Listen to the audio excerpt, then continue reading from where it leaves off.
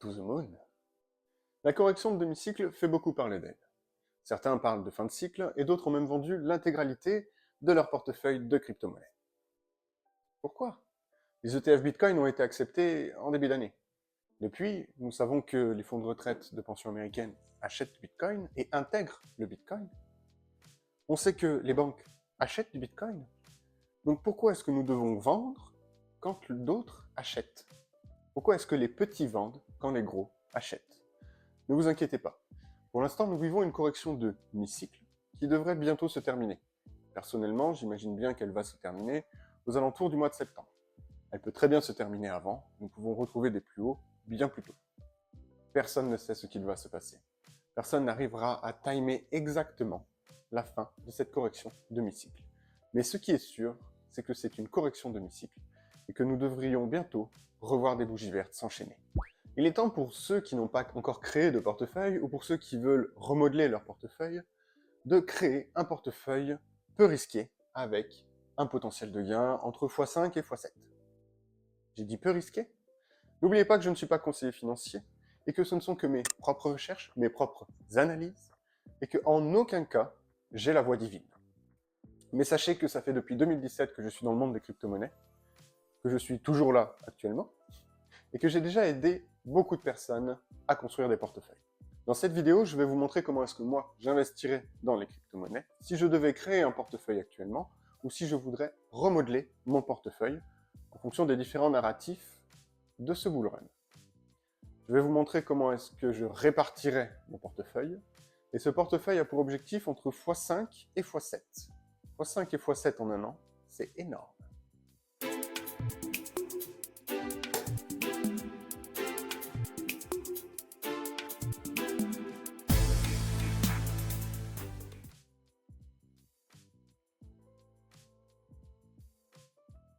Et la première crypto-monnaie à intégrer mon portefeuille est bien entendu Bitcoin. Bitcoin est quand même le king des crypto-monnaies. Oui, je suis très sérieux. Je sais que je vais être critiqué par rapport à Bitcoin, parce qu'il y a un potentiel de gain qui est minime par rapport aux autres crypto-monnaies. Mais imaginez bien que Bitcoin doit intégrer votre portefeuille, parce que c'est quand même la seule crypto-monnaie qui est intégrée depuis janvier dans des ETF, et donc des banques ont acheté du Bitcoin, les fonds de réserve de pension américaines achètent du Bitcoin, il est accepté en tant que monnaie nationale au Salvador, donc techniquement je mettrai à peu près 10% de mon portefeuille dans Bitcoin et j'entamerai peut-être un DCA en dessous des 63 000 $, qui est quand même un point pivot sur le chart de Bitcoin. L'objectif de vente sur Bitcoin est à partir de 110 000 $. À partir de 110K, il faudra commencer à vendre par DCA, toujours, c'est Bitcoin. La deuxième crypto-monnaie que j'intègre à mon portefeuille est bien entendu Ethereum. Ethereum est un layer 1. Même plus que c'est le leader des layers 1. Et comme je l'ai prévu depuis quelques mois, Ethereum a écrasé totalement toute sa concurrence avec les récentes mises à jour. Un ETF sur Ethereum est en préparation. Il devrait être accepté en mai ou en août. On penche plutôt pour août parce que bon, le temps passe et on n'entend toujours pas que Ethereum pourrait être accepté en tant qu'ETF. Et n'oubliez pas que BlackRock a fait une demande sur l'ETF d'Ethereum et que sa deadline est au mois d'août. Un DCA sur Ethereum en dessous des 3 000 $ pourrait être intéressant. L'objectif est entre 12 et 15 000 $ et je mettrai 30% de mon portefeuille sur cette crypto-monnaie. La troisième crypto-monnaie que je vais intégrer à mon portefeuille est le Binance Coin. Oui, encore une crypto-monnaie du top 10, mais Binance est particulier. Binance a subi une tempête médiatique depuis quelques mois, voire même quelques années. Ils ont été condamnés à 4 milliards de dollars en début d'année.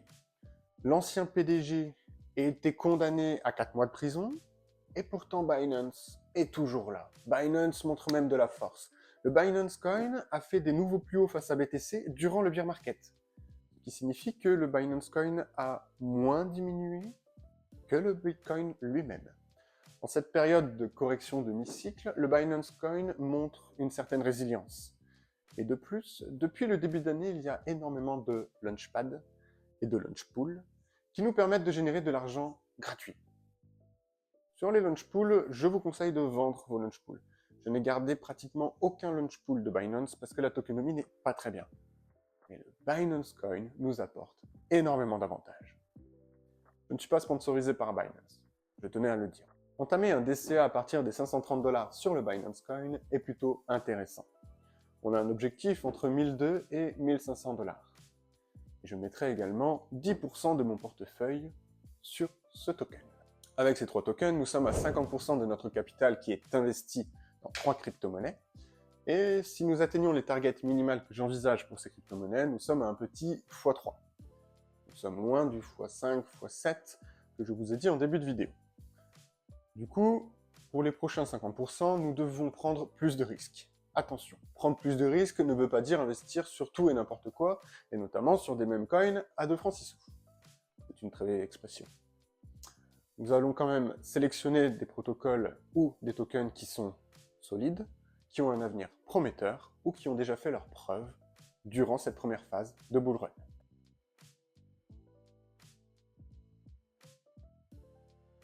J'ai choisi Ondo pour intégrer mon portefeuille. Ondo est un token du narratif des RWA, les Real World Assets.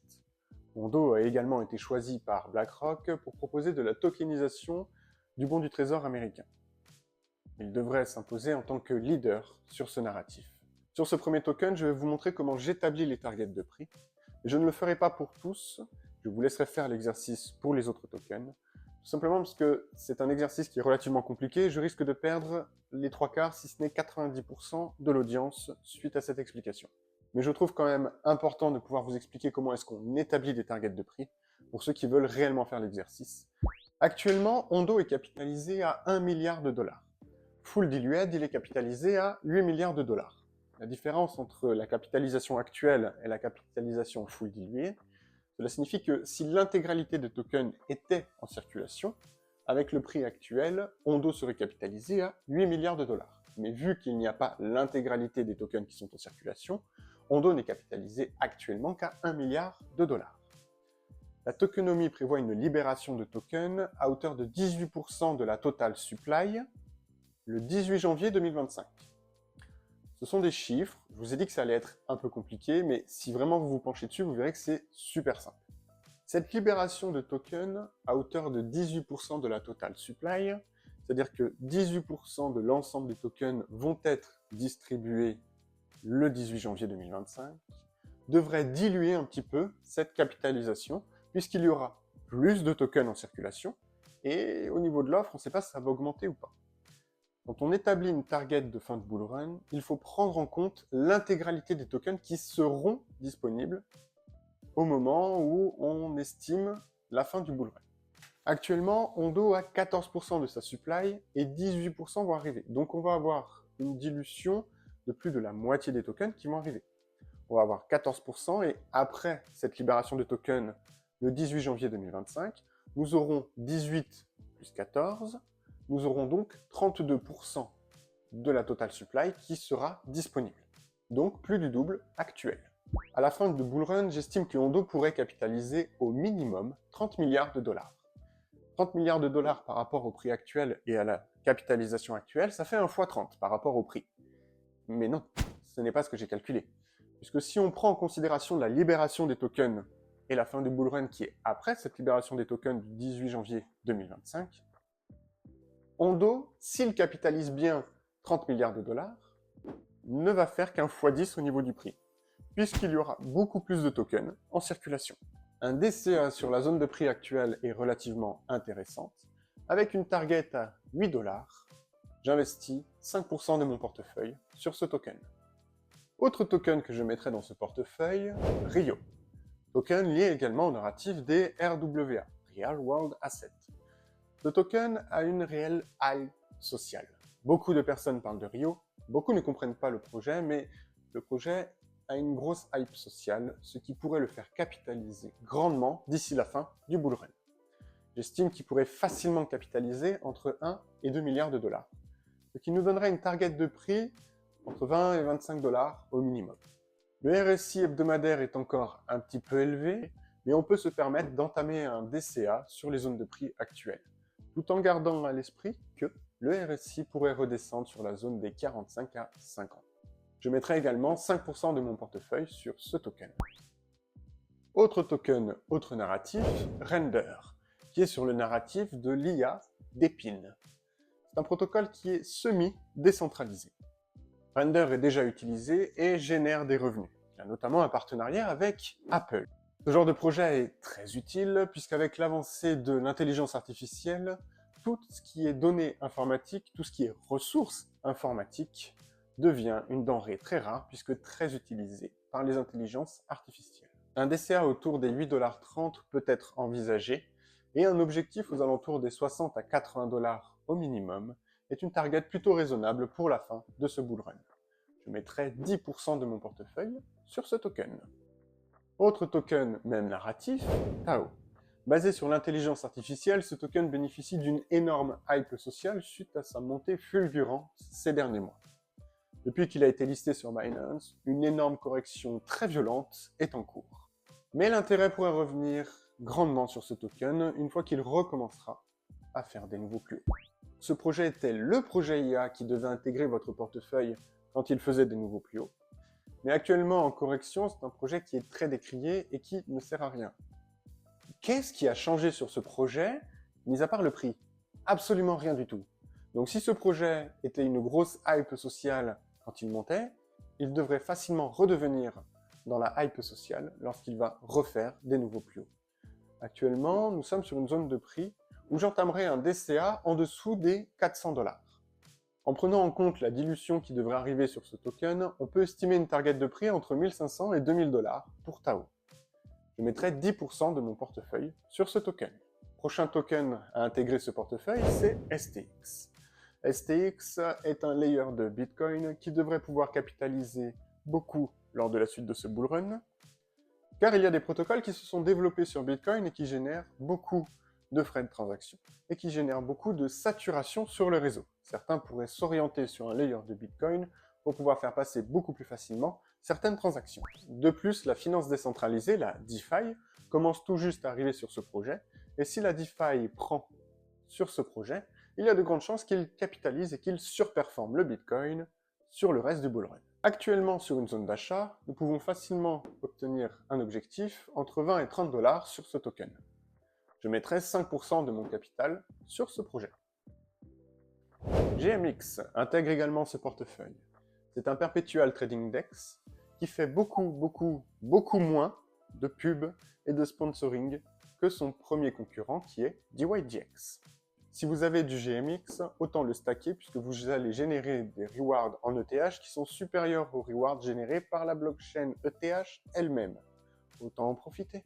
Actuellement sur une zone d'achat, ce projet pourrait facilement grimper jusqu'aux 500, 800, voire même 1000 $ au vu de sa tokenomie qui est plutôt bonne et de la qualité du projet.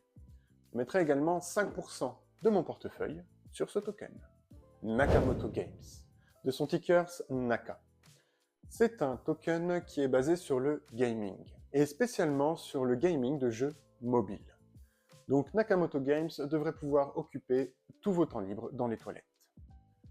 Avec une tokenomie qui n'est pas trop mauvaise, on pourrait estimer un ATH aux alentours des 8 $. Je mettrai également 5% de mon portefeuille sur ce token. Immutable X, de son ticker IMX. C'est un layer 2 basé sur Ethereum qui s'est axé sur les jeux blockchain.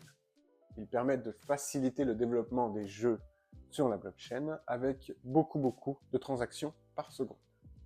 La tokenomie n'est pas trop mauvaise, on est en période d'achat actuellement, donc on peut commencer un DCA, et on pourrait estimer une target en fin de bull run aux alentours des 9 $.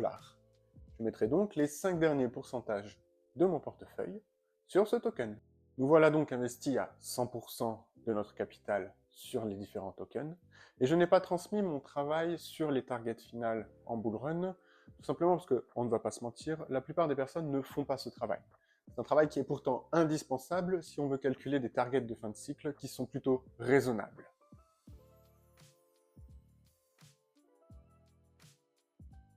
Pour conclure, notre portefeuille est relativement bien équilibré, avec 50% du portefeuille investi sur des tokens qui ont montré leur robustesse durant cette première partie du bull run, mais également durant le bear market. Les autres 50% du portefeuille peuvent être interchangeables avec d'autres tokens.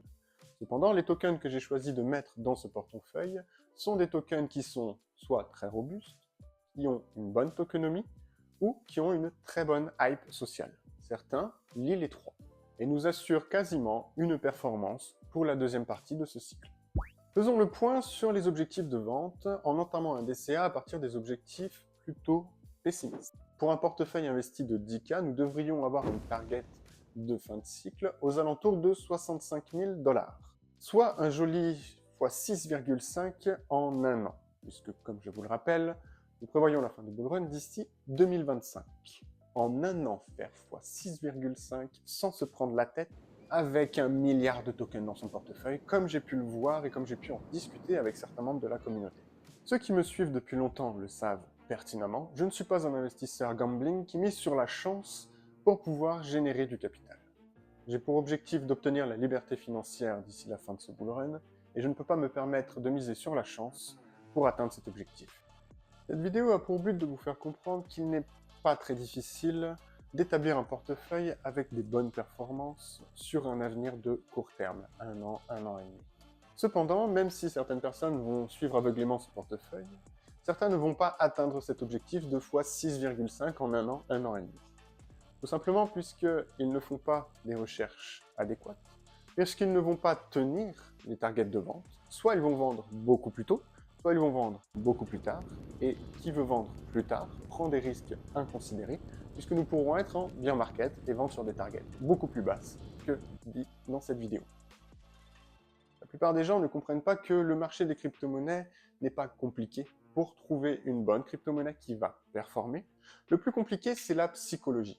Ce marché est très violent et très volatile et chamboule énormément vos émotions. Je vous dis à la prochaine les cryptonautes et rendez-vous sous the moon.